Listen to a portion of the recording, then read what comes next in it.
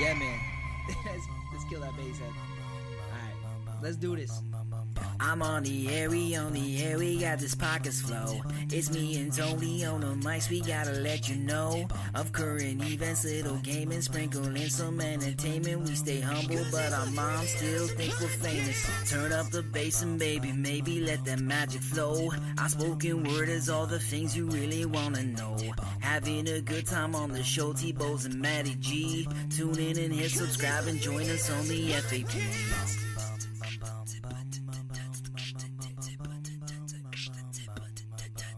Welcome, everybody, to the Freaking Awesome Podcast. I am your host, Anthony Bose, and here's my co-hostess with the mostest, Matty G. Hey! How you doing, buddy? Always looking good on that camera. Thanks, man. Yeah, it's great lighting, and I was blessed with my father's English skin, I guess. Yeah. I unfortunately got the Irish side of my family, so I just always look pasty white at all like times. An albino in a snowstorm. Yeah, right. And my only thing is, of course, if I do try to tan it, I just crisp up and look like a lobster. So there's no happy in between. The moment that burn fades, it goes white to white. So hey, I had a really bad lobster this summer, actually, and then it's funny, I'm still tanned from it though. Yeah, like because it turned into a tan. Yeah, you really hold on to that glow for a long period, so it's always maybe I'm pregnant. Strange. Yeah, you're always glowing. Well, as everybody can see up in our other corner, and I'm always interested. There we go. Yep, we're pointing this way. We have Suze Lanier-Bramlet. How are you doing today, Suze? Oh, I'm cool. I'm great. As good as it can be in a pandemic. Yes, for sure. But I think the best thing is you at this point in life, still we're not at the point where you have to relive The Hills Have Eyes. People haven't gotten too crazy or backwater yet. I don't know. The Hills Have Eyes keeps coming back to visit me every single day. I was watching Schitt's Creek last night, and Catherine O'Hara is doing what is it? The Crows Have Eyes. You know, it's a takeoff on The Hills Have Eyes. So yeah. It's even on Schitt's Creek, which is my favorite show. That's a great show. One of my favorite actresses. And so she's sort of there. I just love that Schitt's Creek's doing a spoof on The Hills Have Eyes. Yeah, that's really hilarious. And, congratulations to everybody on Schitt's Creek. They just took an amazing amount of awards, and they really, really deserve it. They put a lot of work and heart into that show. So in a high yield Canadian cast too. Yeah. A lot of Canadians. Yeah. It's a great. It's so funny because I look back at a lot of the older movies I remember growing up with, and I'm a huge Eugene Levy fan. He is back from when I say comedy was actually pure and funny. It didn't seem forced or over-scripted. It just seemed natural. And I always find no matter what he does, no matter how small a part would be for him, he is always just golden. And I don't know what it is about him, but even when he could be in his most uncomfortable situation, he seems really, really funny. So, American Pie. Yeah, right. Yeah, I don't think anything gets too much more uncomfortable than that. But actually, there was a movie he was in that was called Armed and Dangerous, where he had to wear a pair of assless chaps.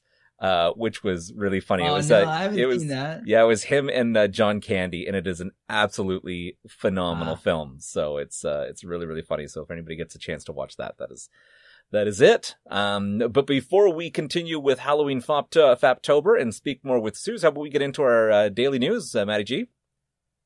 Yeah, absolutely. Let's kick it off.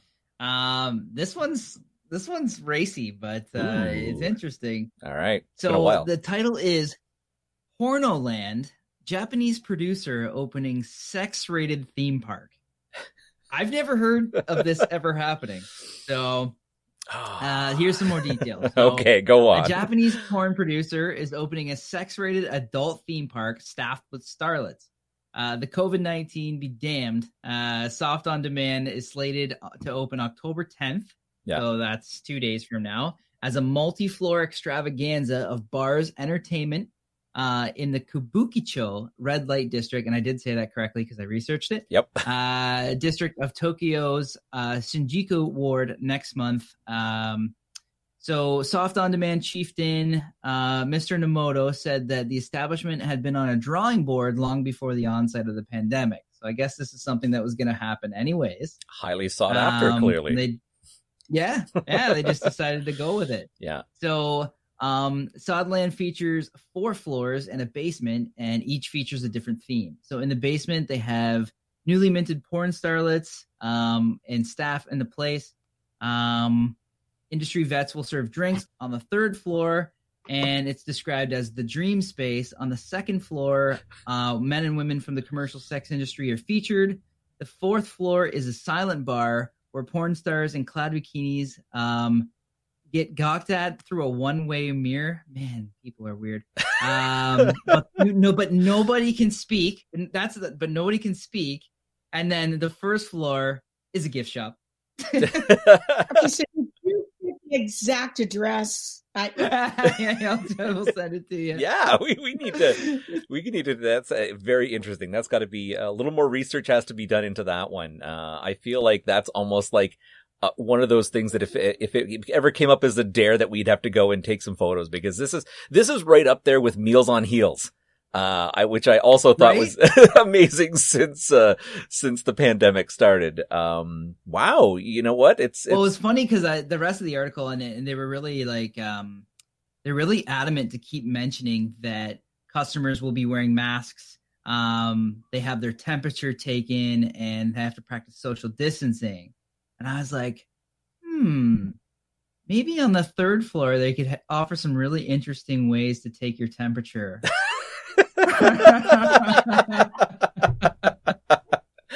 Oh my goodness. Yeah. It sounds like, yeah. And that could be one of those places. I think, you had mentioned at one point in that article that, there's no speaking. Is that only on a specific floor, or is that specific floor? Okay. So that's not like throughout the whole club. You're like, no, don't talk.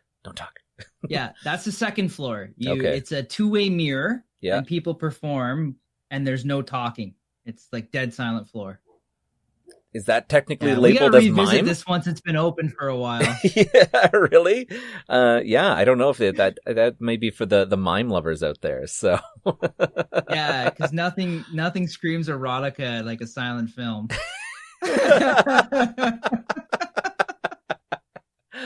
Oh, that's good. That's good. What do you got for us, buddy? Okay, so this one was a little bit more on the cringing side, but it brought up a lot of questions to me. The title is "Doctors Pull 4-Foot Snake from a Woman's Throat After It Slithered In as She Slept." Ooh, so many questions. How? Yes, so many questions. So.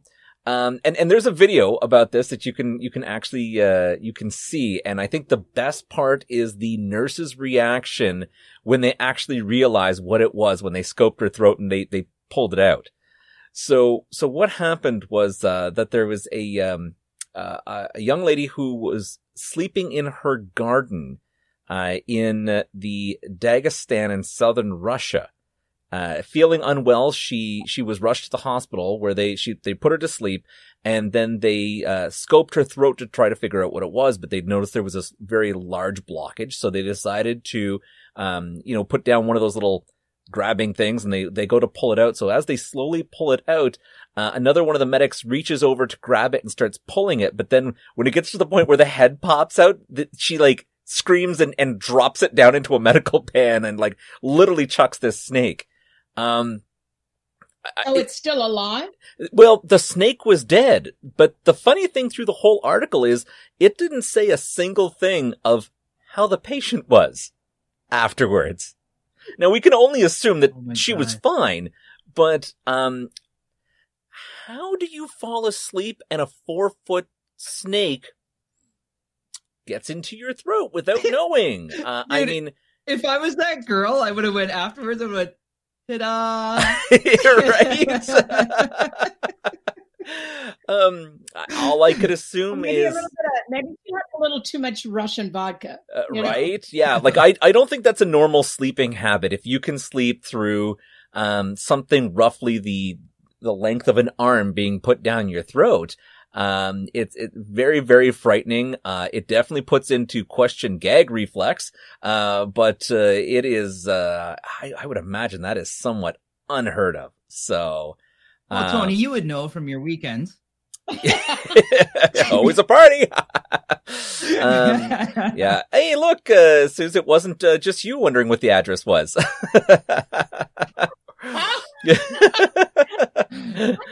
So yeah, great, Mike. We'll yeah, the great minds think alike. We'll have to we'll definitely have to post that up as a follow-up episode. All right, Maddie, what else you got? We were just doing one. So okay, just wanted to make sure you. Sometimes you have a spare that you want to slither in there. No pun intended. No spare today. I wanted to make sure. I was going to be a little tardy. I wanted to make sure we were doing everything else on time. Well, that's good because that gives us a lot more time to ask Suze questions about her amazing career. And we were doing a little chatting pre-show that I'm unfortunately I don't think you have ever been able to enjoy the joy of the show because you're a millennial. But had you ever seen the show Three's Company? Me? Yeah. Yeah, actually, like not the whole series, but okay. I caught episodes here and there for sure. You knew some of it. Okay, excellent. So, of course, a very, very funny comedy back in, I would imagine that was probably the early 80s, was it not, with John Ritter? 1977. Oh, okay. Perfect. So it was a little bit later then. No, maybe it might have been 1976. Okay. Yeah, I think it's 1976. 76. Yeah. Okay. Yeah. I remember that they had, I think Don Knotts was originally the landlord in it, and super loved him because of course I loved him from Andy Mayberry, and he was I'm trying to think what it was. The first landlord was not Don Knotts. No. No, because it was the man and his wife. Audra Lindley. Yes. Played Mrs. Whatever. Hooper. I think. Yeah, and then Norman. I can't remember his last name, but anyway, he played her husband. Yes. So Don Knotts came in later. Okay, excellent. I think even after Suzanne left. Maybe, yeah. He was quite a fantastic character. But of course, Suze was originally cast as Chrissy Snow, and we were kind of talking about how this is one of the Hollywood stories that doesn't work out in the end, but it was actually quite exciting because I truly feel like you would have possibly been the better person for the job. Thanks. But maybe you'd like to tell us a little about how that audition went.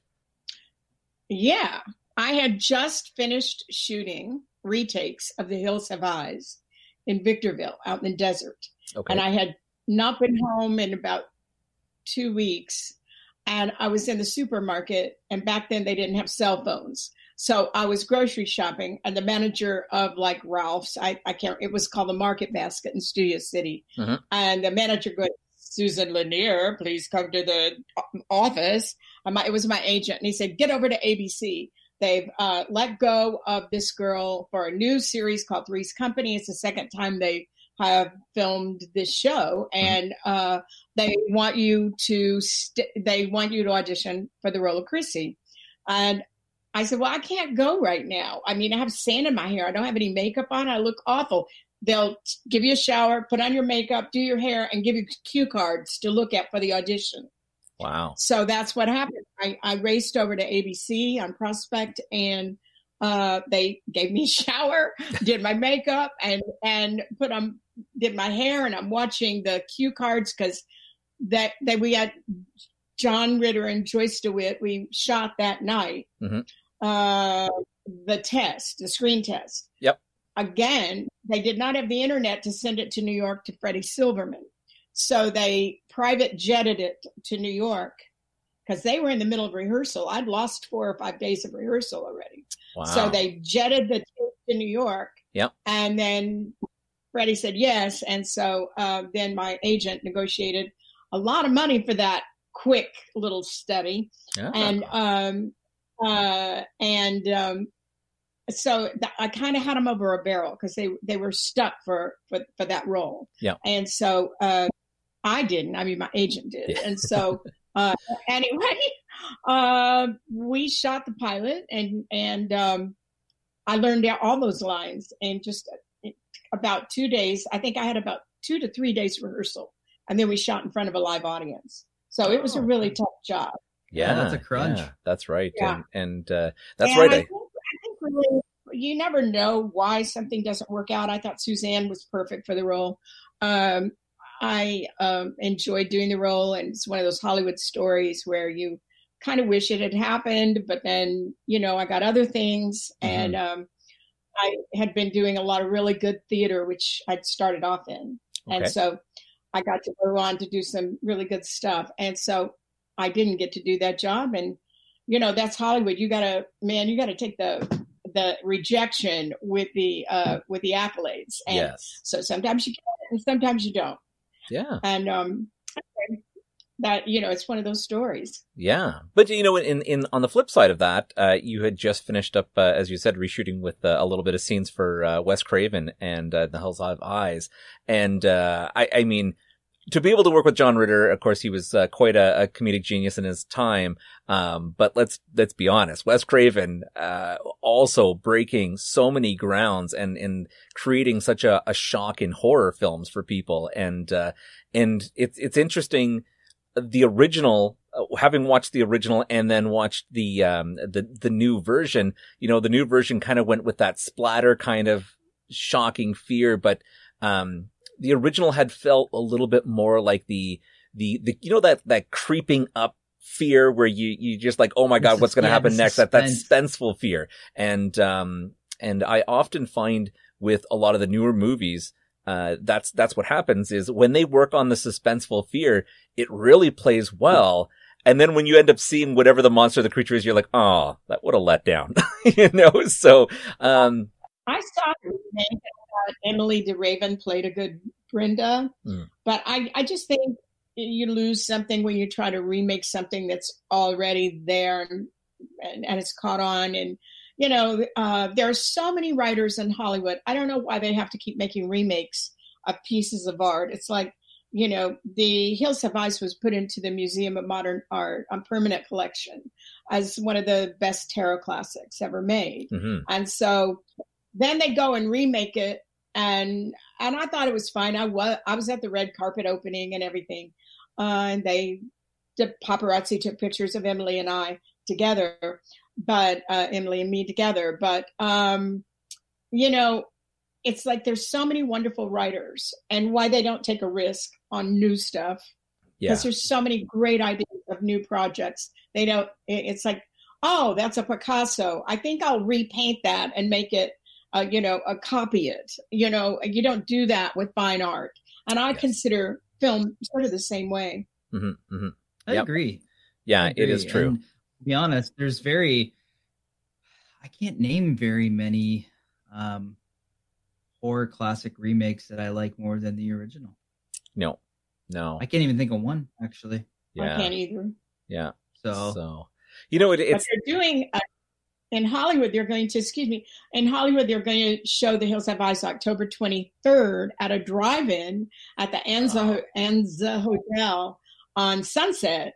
And I may or may not go, I don't know. But because all the theaters are closed, drive-ins are popping up, and you have to drive up the parking garage of this tall building, this tall hotel, and then they're going to project The Hills Have Eyes on a big white wall, and everybody will be in their car listening to it on the radio. That's really cool. I think it's going. Yeah, I would go. Like, all the ones around here, we lost our last one 2 years ago now, I think. Was it? I think it wasn't. I think it was last year. Oh, was it last year? Yeah, I think it was last year. They finally closed it down. Yeah, and there's like none. Yeah. Did they tear it down, or is it still up? The one here they turned into apparently it's an auto wreckers now. Yeah. Which is So I think they would have torn it all down. The great investment we're making right now is to start some drive-ins. I can only imagine, because that family ran that drive-in for almost 20 years. And I think it was just becoming to a point where they felt like, oh no, it's a bit of a loss to try to do this now. And had they just been able to hold on for the other year and we got into the pandemic, they would have been turning hand over fist money. So it's That's unfortunate. Yeah. I don't know. Like I would love to have a bunch of extra money to turn around and just create an old style, either a theater or a drive-in, just for the fun of it. There's something about the nostalgia of an old drive-in that I just love. So, well, I'll tell you I won't name names, but I know people who have worked in the drive-in industry, and if they don't sell concession, there is no profit. Yeah. There is almost zero profit in actually showing the films. It's all concession sales. And if, you know what I mean? And it's also really hard to police because people will bring their own snacks. It's the drive-in. Yeah, I guess it's true. For years. Yeah. So it's a really hard business to stay profitable. Yeah. So I get it, but man, were they fun to go to. Yeah. Well, some of the other theaters like AMC and stuff, they make most of their money on concessions too. And so, and you'll see people sneaking their food in those venues as well. So it's a little harder because they're, maybe because it has a sign not to do that. But people are those Mike and Ike's in your pocket, or are you just happy to see me? Yeah. Exactly. So, it's very unfortunate because, it's one of those moments that, yes, it does hurt the industry.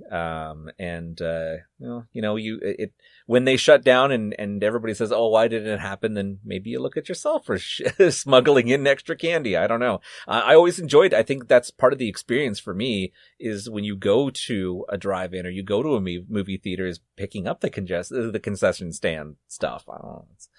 Well, we have a theater here called the Sinopolis that I go with my friends, and they have everybody has a waiter, so the waiter comes over and takes your order, and they'll bring martinis and steak, and I mean you actually have dinner and or sliders, these great sliders. So they have a kitchen, and then a bar in front. So it's before the pandemic, it was very, very popular because it's kind of a hangout. You can go to the movie or just hang out in the bar. Yeah. Which, I like to do both, but it's true. Yeah.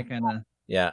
But, the Regal theaters just closed, a couple of days ago.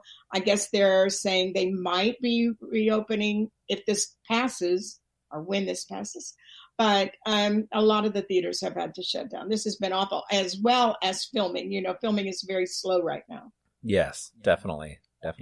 Now, when you did the Hills Have Eyes, I'm assuming that, of course, you were presented with a script for this. Did you end up reading through this and did you have any concerns with it at first, or because it was kind of like a bit of a touchy subject in the way that, here you've got a bunch of murderous kind of hillbillies that may or may not have come from the, incestuous side of life or something. And it was such a kind of a creepy telling things there's, you've got your killings and rapes and everything that's been known to happen for this film. And as a female star coming into this and you're reading this script, there was obviously something super captivating for you on that. And, I was curious, what were your thoughts on it? Well, personally, I've always loved horror movies. So, Vincent Price and The Pit and the Pendulum and all the old classics. When I was a kid, I'd love to go to them. But I had, when I was presented the opportunity to do it and the script, I had already established a fairly lovely career on sitcoms. I'd done Alice and Phyllis and played Bambi as John Travolta's girlfriend on Welcome Back, Kotter. Yep. And I had I'd done Barnaby Jones and Switch and Movies of the Week. So I really wanted to do a movie, which I had done when I was a kid in New York. I had met, I'd hung around Andy Warhol a little bit and done some real underground stuff in New York when I was barely 18, maybe I was 18. I can't remember. But anyway, I moved to Hollywood and I did all the sitcom stuff. And I just wanted to do a film. And I met with Wes Craven and Peter Locke, the producer. And I loved Wes. He was so sweet and he was so humble. and offered me the part on the spot. It wasn't called The Hills Have Eyes. It was called Blood Relations. Okay. And it was even bloodier. Also aptly fit. Yeah, Blood Relations. And I think I was the one who said, "Are you going to keep this title?" It really kind of cheapens it to a certain degree, you know, because it was not in vogue to do horror movies when I agreed to do The Hills Have Eyes, and my agent had a fit. My agent did not want me to do it. Oh wow! And he said, "No, you'll ruin your career." And maybe it did. I don't know. Johnny Depp. Yeah, who is that guy? Yeah. But anyway, I just had I just loved Wes, and I thought, well, it says starring Susan Lanier, which was the name I worked with under then, and so I thought, yeah, I'm going to do it. And the more we got into it, the more I enjoyed the process and working with Wes. He was so cool to work with. Yeah, what a fantastic person, and you know, we had Jan Birch on the other day, of course, who also worked with them. And, you know, it's true that you just don't find, writers / you know, directors like Wes anymore, which is very, very unfortunate. Jan and I have the same manager. Oh, okay. I didn't know that. That's fantastic. Yeah. So, I ran it. So weird. The 6 degrees of separation. Yeah. Yes. He's so sweet. I really like him. He was super fun. We really, really enjoyed having him on the show. Stairmaster. That's right. So we were joking about how the fact is when you try to look up the Stairmaster for images, because we like to put up a little image in the upper corner there, and all I got, of course, was sports equipment at first. So I don't want any part of that. Yeah. Yeah, exactly. I actually had thought maybe it'd be funny to put it up there just to see if there was a little comical reference if people got it, but it was safer just to go with his photograph from then. So, Maddie G, do you want to get into our second part of our show with our slightly average? What is it? Darn, you keep changing. I used to want to call it rapid fire questions. Our slightly slower than average. You change it. Yeah, it's slightly slower than average rapid fire question. Okay. Yes. Uh-oh. Yes, so we'll ready to kick it off. All right. Yep, I'm ready when you are. I'm going to ask you a series of questions. If you don't want to answer, just say pass. If you can't think of anything, just say pass. And if your answers go a little longer, well, they are slightly slower than average. Yes. So you want fast answers? Hey, you can get fast, slow. It doesn't matter. Yeah. If you've got something that just pops into your mind right away, we'll go with it. Yeah, we often get tons of side stories. Yes, it's fantastic. Actually, some of the funniest stuff comes from a quick question. Rapid fire question. I'm nervous. Yeah. Don't be. They're fun. First question. What made-up word would you register into the English language? Fallopolis. Okay. We'll take it. I haven't had that one. Do you have a definition at all? What is this? Yeah. Yeah. A mammal who flops around a lot. I can't be a person. Okay, that just reminds me of a story. So we decided family movie night last night. So we watched Hubie Halloween, the new Adam Sandler one on Netflix. Uh-huh. And his mom keeps wearing hilarious T-shirts throughout the movie. And one of them, the T-shirt said "boner donor," and he's like, "What's a boner donor?" And she's like, "Oh, I think a boner is like when you make a mistake." And I don't make a lot of them, so I think it's ironic, right? And so the whole rest of the movie, they kept calling boners mistakes. And anyways, that's really funny. Made up words. Okay, question 2. What is the scariest dream that you can remember? Oh, when I was about 5, I dreamed about this horrible, evil clown following me and chasing me, and it was a recurring dream that happened throughout my life. I haven't dreamed about the clown in a while. Maybe there's a real one around, but anyway, I like it. Scary clown that followed me, and I'd wake up crying and so frightened. Yeah, I hate clowns. That's a good one. I hate them. Ugh. Me too. I don't like them much either. Horrible creatures. Yeah. What if you could pick a superpower? What would it be? To read people's minds. I like it. Yeah, that's cool. Yeah. both a blessing and a curse, I would say, though. Well, I want to know what people are thinking, Yeah. LA, it's Hollywood, there's a lot of, mixed messages. Yeah, it's a great thing. Honey, and... was I great? Was I great in bed tonight? No. It is a curse. I would like to also fly. I would love to be able to fly. Yes, flight's always a good one. Yeah. What's your earliest childhood memory? I'm trying to think. My grandmother, I was on my grandmother's lap and she was reading a book to me. I think I was about 3, 2. She was smoking a Camel cigarette and it was hanging out of her mouth. She was reading a book like this and holding me with this hand. And the rocking chair fell over and I got burned. Oh, I was about to say there's. My grandmother liked smoking cigarettes and, and hanging up. She wouldn't touch them. Yeah. She would smoke up the side. And the cigarettes weren't either. Oh, wow. Wild one. What activity makes you the happiest? Writing music. Very nice. I'm a songwriter. Nice. Yeah. And Nice. I've had nice coverage of my material. And so I love the thing. Like if I'm feeling really stressed, I just go to the piano.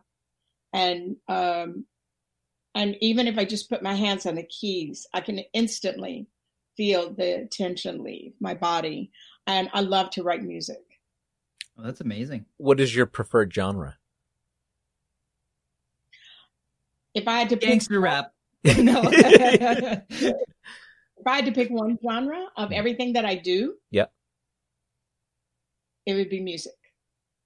Cool. Okay. Yeah. But I'm writing a book right now, and it's a lot of fun, and it's real dark. So, yeah. Excellent. Well, we have to make sure you tell us a little more. Nonfiction. Yeah. Yeah. So I'm a kind of a novice newbie for writing, but with the pandemic, I've been working on this book before the pandemic, and it's given me time to really focus on trying to get it finished. So my goal is to have it finished by December. But I love writing, but music, if I had to pick one thing that I do, and you never know what's going to happen with the new book. I mean, if I'm any good or not, but we'll see. Yeah. Pretty dark. It's very juicy. I'll put it that way. Cool. Okay. Well, now that you've said it, we're going to send you this episode in December, and you'll be like, "Ah, shit! I committed to December, didn't I?" Yeah. Oh, that's cool. Yeah. I totally have a deadline, right? Yeah. I Yeah. love that idea. Yeah. That's That's awesome. excellent. What foreign language would you most like to learn? Well, okay. So this is the truth. I got it. I downloaded Duolingo Okay. during pandemic. It's awesome. And I'm on, I think the emerald level of French. Oh, And my nice. dad was a linguist. My dad spoke fluent Russian, German, Italian, English, and anyway, there were 5: German, Wow. Italian, Russian, Italian, and English. And so he spoke French a lot. So I would really love to be fluent in French. Not that I have any plans to go there. I don't. But you never know. The language. I love that language. To me, that's the prettiest language. Well, up here in Canada, they love when you're bilingual. So if you know French, you definitely have no problem getting jobs up here. You know what? I can read it really well. I'm really good at reading it. I think because I don't have a French person around to really exchange conversation, Mm-hmm. but I'm not quite ready for that. But I'm going to hire somebody or find somebody, when I get where I feel really confident about having a real conversation. Yeah. But I've been watching Emily in Paris, and I can kind of pick up on Netflix, and I can kind of pick up, some of the dialogue. Now, I've gotten pretty, I do it every day just about for about 5-10 minutes. Oh, Yeah, that's awesome. That's Great excellent. app. That's excellent. Yeah. It is. I've actually used it myself to brush up a little bit on French. Yeah. We are not I'm sponsored I'm by very good Duolingo. still. Yeah. But it would be wonderful Duolingo if you're there. Wink, wink. Yeah, maybe Yeah. there's Maybe it's time. Yep. Yep. Duolingo. Yep. Right. And endorsed by Suze Lanier-Bramlet. What if you could relive a decade, which would you choose? For sure, the 70s. Very cool. Yeah. Very cool. Yeah. The 60s, I was young and I hadn't learned life's lessons yet, but the 70s ain't nothing like it, baby. Way better drugs. Yeah. Party time. Yeah. Anything you ever heard about it, actually. That's sweet. Yeah. What's the first movie that ever made you cry? Splendor in the Grass, I think. No, wait a minute. Dumbo. Dumbo was the first movie. And Bambi. Bambi. Bambi we get. Dumbo's the first time, but I definitely get Dumbo too. Yeah. And Lassie. Lassie's always popular. Yeah. Yeah, we do get Lassie. Lassie, but really Dumbo was the first movie that made me cry. Yeah. And elephants have always been my favorite animal, except my dog, since I saw Dumbo. Yeah. While your dog's looking at you, Marley just turns in disgust. Yeah, Marley and me. That's a tough one. Yeah.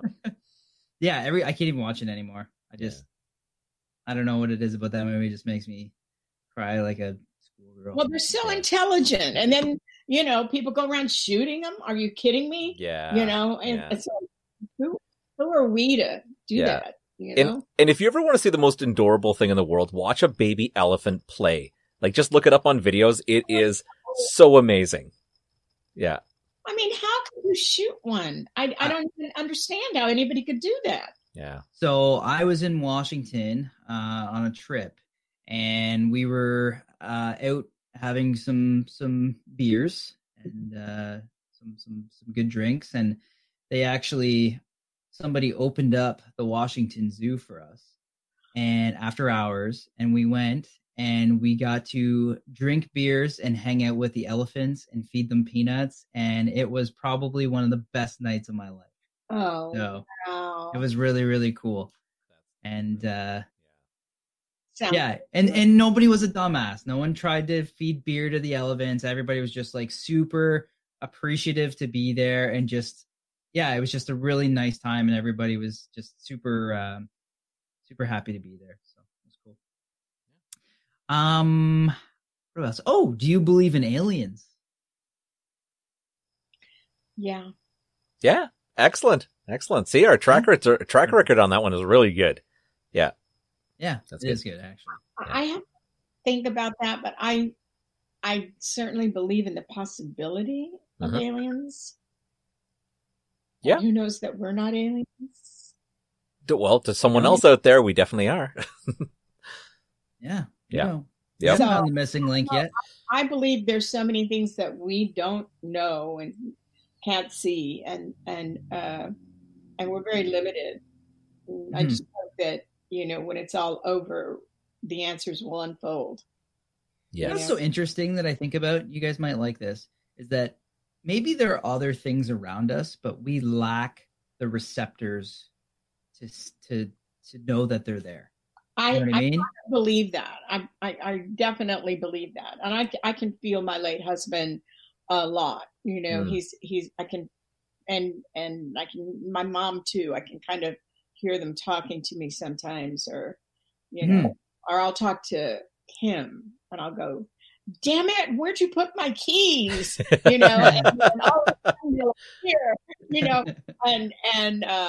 and so I'm very sensitive to that stuff. And I really believe that maybe there's a whole lot of stuff that we can't pick up on. Yeah, totally. Definitely. Yeah.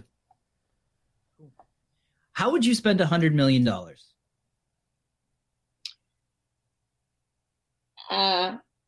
I think I would just try to make everybody, just distribute it as much as I could to make people's lives happier. And not to where they would be filthy rich, because I have, in my experience, people that are filthy rich, I'm not talking about comfortable, I'm talking about filthy rich, or some of the unhappy people I have ever met in my life. Yep. And so, and I've been around a lot of them. And I feel that if you can't hope for something or you don't want to work for something, then you lose the drive to move forward as a human being, you know, and all you have to do is figure out what you want to shop for at Neiman Marcus or Best Buy, and you can go in and have everything you want, jet airplanes, you name it. My friends that live like that are not as happy as some of my other friends that don't have that. Interesting. And I've been up and I've been down, and you know, I've been way down on the scale, and I've been pretty successful on the scale. And I think I was, you know, just as happy, if not happier. You know, if you have a lot, then you're always afraid of losing it. Yeah. If you don't have anything to lose, then you don't have anything to lose. So there's you know, a little bit of less stress in your life if you don't have so much to lose. And then once some of my friends who did have a lot to lose and lost it seem to be happier just making ends meet, you know. They don't have to worry about. I think you're actually right about that. They statistically, a study done earlier this year, they said that the point of diminishing returns for happiness is $80,000 a year. So if you clear $80,000 a year, it doesn't matter if you make 60, you could be happier at 80. But if you make 80, you don't really get much happier past that, where we are right now with current inflation and what things cost. I thought that was really interesting. That is I think that's brilliant. Yeah. I think that is literally brilliant, because I think $80,000 a year, you know, I mean, I don't have a big house, but I have a lovely house, and it's kind of a little house, but I've had big houses. Man, you couldn't give me one right now. Even if you said, okay, you can have a maid on every floor, I don't want that. I don't want that responsibility. You know, it's too much. Yeah. Did you? But I do see a lot of people struggling, and I see and I know that there are wealthy people that will help people for the write-off, but lately I haven't seen this many homeless people in Los Angeles lately in the last few months since COVID. And it's growing by the day. And there's streets that are just people living in their cars in Woodland Hills, which is a very upscale neighborhood. We're not talking about Hollywood or the bit of LA. We're talking our even, you know, the Crenshaw area. We're talking about Woodland Hills. I mean, people are living in their cars, and I've never seen anything like this here. Wow. No, and that's so sad. And yeah, you know, I'm not gonna open out the political can of worms, but I really, really hope you guys get some really good leadership down there soon. Yeah, I really do. Some help. Yeah, I'm not sure if you heard, but apparently Justin Bieber and Chance the Rapper just did a thing where they were giving away a bunch of money to people in need, where they were just saying, send us your story, tell us why you need help. And they're giving away, I think it was something like $500,000, but at like $500 at a time. They were just giving people money to help out through this pandemic. So it was kind of interesting. I think that's cool. Yeah. And that's what I would do. I would do something more personal, hands-on. I want to see for myself that it's helping people, and women in particular. Yeah. I think women raising children alone is, you know, so prevalent these days. And, you know, I think they really need a lot of help. So, you know, I would be helping a lot of women. You know, it's so funny. I just had this conversation with my wife last night, and it's still to the day you refer to when you're talking about, you know, a father figure or something in the relationship, you're always referring to them as being helping out. Yeah. But it's just as much our responsibility, right? We're not helping, we're being a parent. Yeah. Yeah. Right. And we just it was funny because, you know, Tony and I are really active with both of our kids and our kids' lives. And, you know, I have two, I got two boys, he's got two girls, and I just can't, I don't know. For me, it's like, I can't picture like even just saying, hey honey, I will help you. Because I just know that it would not go well. Like, I'm going to do that because I should be doing that. Yeah. So that is so cool to hear, because, you know, not all the men think like that, and it's so lovely to hear men that want to be hands-on with their children, because they are their children and they should be their responsibility. I mean, it's a two-way street, and particularly in the 70s, I had a son, and I had a whole bunch of girlfriends, and the dads just, good luck finding them. They would just disappear, and not take, I forgot all about trying to collect child support, because I knew it was a waste of my time. Yeah. So I just had to do it by myself, but, it's sad. Yeah. It's sad. It is. I think that the millennial men now feel more responsibility to it maybe than my generation. I think that men have, for the most part, I've seen men become more sensitive to this with the millennial on, I think. Mm-hmm. Mm-hmm. Yeah, it's one of those situations where you don't realize it, but everybody loses, because being a father and being involved is extremely, I think, good for your mental health, for your just watching something grow and helping shape something is good for anybody, really. And then so when the fathers disappear, it's like the kids lose, the father loses. He's not as good as he could ever be, when you bail in that situation. So that's my mentality around it. But I mean, I'm sure I couldn't agree with you more. And I like the fact that the role playing of men and women is becoming more merged than it was when I was your age. When I was your age, there was the woman's role and the man, and I think they're emerging in a very lovely way. Certainly for more evolved people. Yes. There's some that are stuck in the Handmaid's Tale scenario, but we don't have anything to do with those people. Yeah. It's funny. We actually, at least for us, and I think you do, Tony. You do too, Tony. Is that we actually kind of embrace the gender roles. So we have blue chores and pink chores. So, I was just to say. The reason I had the big smile on my face as she was talking about it is because we totally have what's called blue jobs and pink jobs. And I find that there is an ever growing list of blue jobs where it's where it's really funny, where sometimes I'm like looking at the list mentally and flipping it over and be like, where's the pink job on this one? But God damn it, when did IKEA furniture get moved over to blue? Right. Yeah, but you can do the pink jobs. That's right. The thing is that you're able to do the pink jobs if you have to, and since I'm single now, I've had to learn how to do a lot of blue jobs. There you go.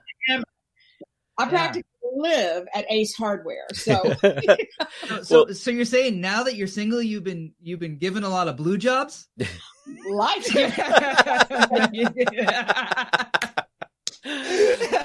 And that's all the jobs I get. So I was hoping you'd catch it there. Yeah. What really funny story quickly. When I had met my wife, one of her things was that she was a self-proclaimed MacGyver, which was really neat because she of course took on a lot of her tasks herself.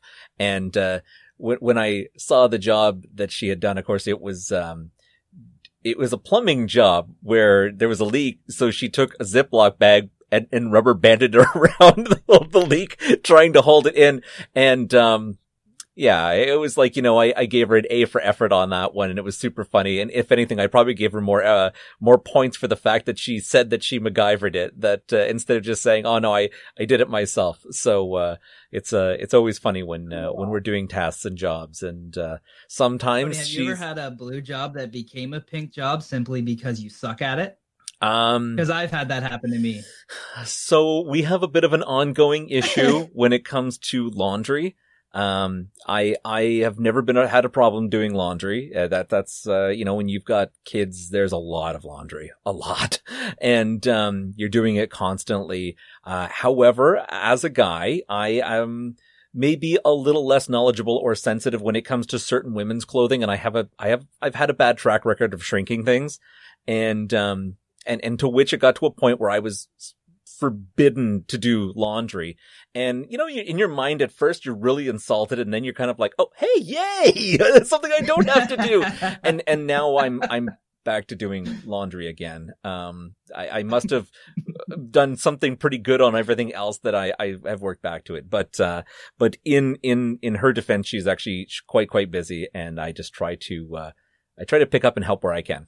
So, yeah.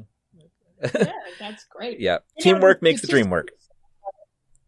The statistics in New York City, the last I read, were that over 50% of all adults in New York City are single. So that in Manhattan. And so I find that really interesting. I'm really good friends with director Brian Danley, who wrote and directed Saved. Mm-hmm. And he's like my brother.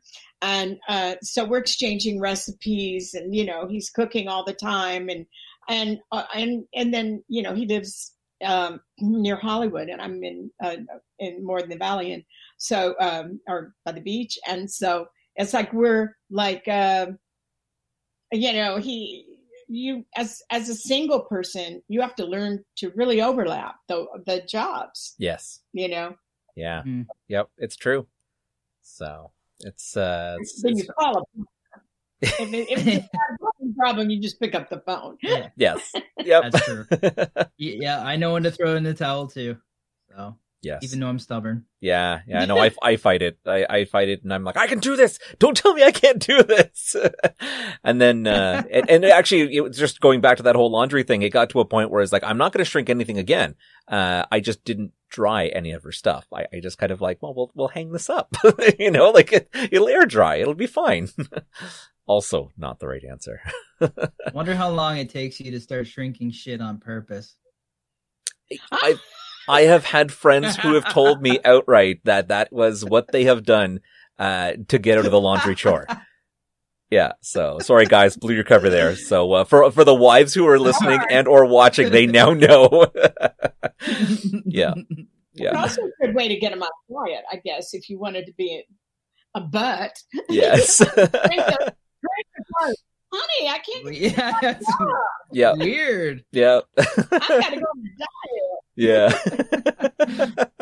Oh, it's true. How do I make my clothes bigger? Yeah. I don't know. You put a cut down the back and a few rubber bands and really long shirts. That's what I say. But that's awesome. Yeah. Man, did we ever digress? All right, here we go. We're getting back on track. Yep. Okay. What exotic animal would you domesticate? If you could, and PETA wouldn't get on your case. Oh, lion? Yeah. A lion. I'm a Leo, and I just love. I love lions, but I've worked with the tiger on Electric Woman and Dinah Girl, mm-hmm. and they they're unpredictable. So I had kind of a funky thing on the set. The tiger trainer on the set of that show. I played Miss Dazzle, and he didn't ask if anybody was on their period. You know, it was a lot of girls in the show. And I was, and I had the scene with the tiger, and it got really close. Yep. Wow. Yeah. So we had to take a couple of days off until that passed, but I love lions. Very cool. Very nice. Very cool. Good answer. What's your biggest pet peeve? What gets on your nerves? People being late. Yeah. Maddie. I'm very tolerant. Oh, I failed. You walked right into that one. Shit. Yeah. All right. Well, next time you're on the show, I'll be like way earlier. Yeah. It's just kind of rude, I mean, in LA too, particularly before COVID, the traffic can be so unpredictable, and you can really get stuck. And so, you have to be. I had a casting director once told me she'll give anybody 15 minutes to be late, and then after that you're late. But she always didn't consider you late up to 15 minutes late. Traffic buffer? Yeah. I'm sorry? Was it like the traffic buffer? Yeah, it was the traffic buffer. We're going to give you 15 minutes for bad traffic. So it was always a good. I mean, now all the auditions you can do from home because we're self-taping them on Zoom and different venues. But I couldn't be happier about that particular change with COVID. Is that we're doing so many more things from home that require driving across Los Angeles, which I'd have to leave 2 hours early from where I live to get to an audition on time. Yeah. Wild. That's one way to start your day. Okay, what activity makes you totally lose track of time? I think playing the piano or work. I have a band and working with in band rehearsal, just making it all work and jive. It comes back to music a lot for me. We're not playing now, of course, which, is very sad. All the clubs have closed. And even when I'm not playing, there was a wonderful venue near my house. And if I'm sitting here and feeling blue or bored, I would just get in the car and go 8 minutes to the bar and have a drink and listen to some of the best players in the world that would sit in there. Being in Los Angeles, there's so many wonderful musicians who live here. So I miss that with the pandemic, just going in here and live music. Virtual concert. I was supposed to go to Nashville this summer that just passed. I feel like I sucks. COVID sucks. Yeah. I think I would have had a blast there and in the music scene. I'm very musical as well. So yeah. Cool. What's the best thing that you've ever eaten? Ugh. Okay, so first thing that comes to my mind is the fried okra at a restaurant in Los Angeles called Nobu. And it's just amazing. It's just amazing. And regretfully, I would buy other, not knowing how good it was, I ordered a full menu of stuff. And if I'd known how good it was, I would have just ordered that. Like, it was an appetizer. Yeah. So I ordered like 5 okras. Good. Cool. All right. And the most important question here. What is your favorite podcast that you've been on in the last 12 hours? This one. Yay! We'll take it. Excellent. I love when there's no hesitation. Awesome. Excellent. Well, Suze, you had mentioned that, of course, you're working on a book. Do you have a title for the book yet? I'm not doing. I do have the title, but I can't give it's it still away. Under wraps. Okay. Titles are the one thing that you can't copyright. Can't copyright a title. That's right. And I really love my title of my book. It's about a murder that took place in New York City. And so it covers Warhol and the Black Panthers and, the drug scene in New York and the theater. And so it's pretty edgy. And I have a wonderful title for it, I think. Okay. It's been in my head for years. And so that I don't want anybody ripping out my title. That's fair. That's cool. That's fair. Yeah, That's no, cool. you'll definitely have to circle back around in December when the book comes out, and we will. Get my butt in that back room and start typing. Yes, Matt's going to hold you to task. So, I love that actually. Yeah. Do you have any social medias, projects you're working on, charities that you're passionate about that you'd like to plug before we go? Well, my only thing right now is a little bit political, so maybe we shouldn't get into that. But I'm definitely into passing the ERA, and so there's a new, I really like to support women. Yep. There's the Geneva House here. Is for battered women. And so some of my band shows, I'll make all the proceeds. They have to bring Christmas presents for the kids that live there and the moms that live there that have been battered. So Halle Berry supports that organization as well. Wonderful. So, so I really am into women's rights, and I worked with Gloria Steinem when I was younger. So, so I'm very much into that. Wonderful. Excellent.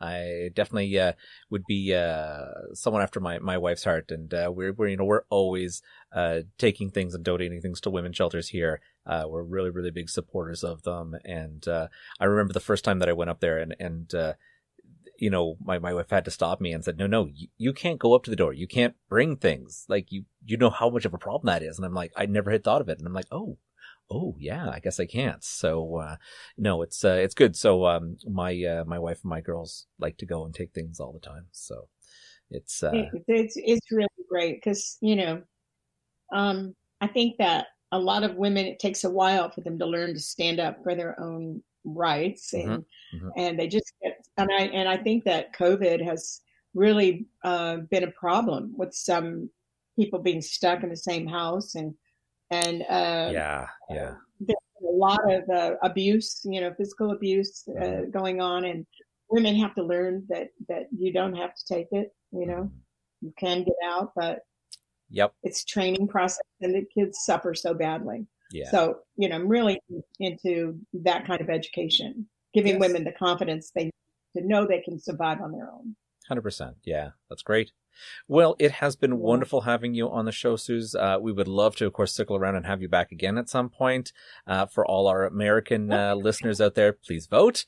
Is all we can say. We don't get into political too much, but there you go. Get out there. This is your chance. If you don't vote, you can't complain. And as much as we are Canadian and we welcome everybody, we will run out of space too. So enjoy the place you're in, vote. And Suze, thank you so much for being on the show. We will be in touch. We would love to have you back again. I'd love to be back. And please follow me on Instagram and Twitter and Facebook. Wonderful. Is it just your name, Suze Lanier-Bramlet, or...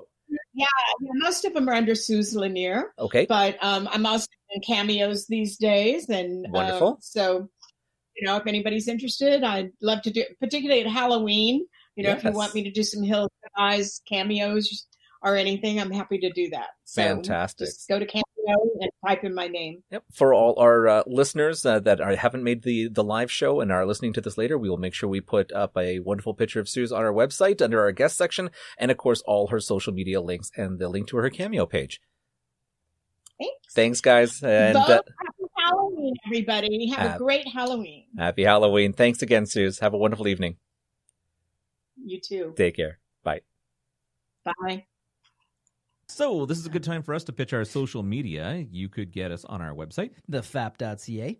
On Twitter is thefap4. You can get us on Instagram, is the Fap Podcast. Don't forget our Facebook, The Freaking Awesome Podcast. And you can always reach out via email, thefapodcast@gmail.com. I'm on the air, we got this podcast. Not again. Wicked sweet.